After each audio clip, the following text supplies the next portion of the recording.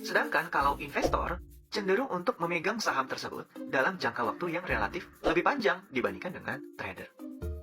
Karena orang tersebut percaya dengan kinerja perusahaan tersebut.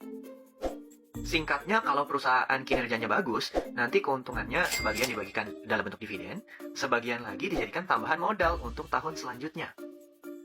Berulang-ulang kayak gitu sampai akhirnya perusahaannya makin lama makin besar. Dan setiap tahun dia mendapatkan dividen. Sehingga di kemudian hari, seandainya dia mau menjual ya, dia bisa menjual saham yang dia punya dengan harga yang lebih tinggi. Jadi ada dua komponen nih yang dicari investor, yaitu dividen dan peningkatan harga saham per lembarnya.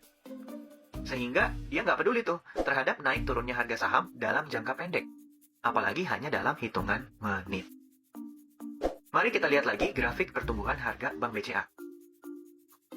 Ini adalah grafik harga 5 tahun terakhir dari Bank BCA. Kalau dia beli satu lot saham BCA tepat 5 tahun yang lalu, hari ini dia udah dapat keuntungan 148%. Dia beli satu lotnya seharga 319.000, hari ini kalau dijual akan seharga 792.500. Alias dapat keuntungan 473.500 untuk satu lotnya. Kalau 100 lot, berarti keuntungannya adalah 47,3 juta rupiah.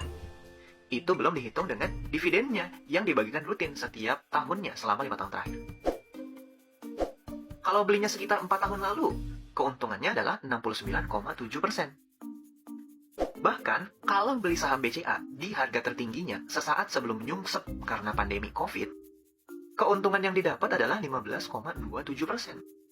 Beli di 687.500, jual di 792.500. Kalau dia mau jual ya, berarti untungnya adalah 105.000. Perusahaan yang baik dalam jangka panjang, harga sahamnya juga akan ikutan baik.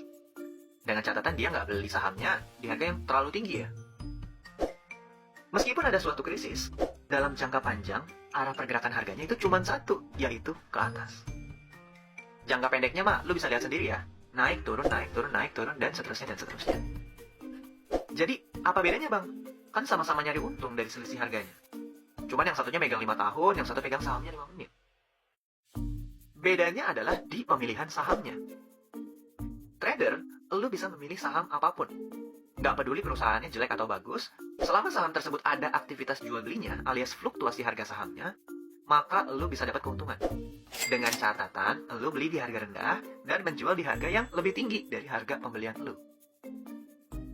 Tapi buat lu para investor, kalau milih perusahaan yang abal-abal, mau lu pegang 5 tahun, 10 tahun, dan seterusnya juga, harga sahamnya bisa jadi nggak akan kemana-mana.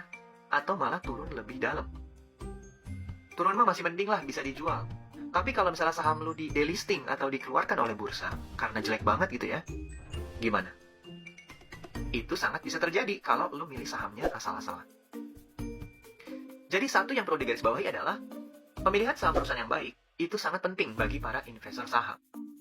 Kalau untuk trader, lu nyaris nggak usah peduliin kondisi perusahaannya seperti apa. Mau lu nggak tahu perusahaannya jualan apaan, atau baru tahu kode sahamnya kemarin malam, selama besoknya ada fluktuasi harga saham, lu bisa mendapatkan keuntungan. Tapi jangan lupa, belinya harus lebih rendah daripada harga penjualan.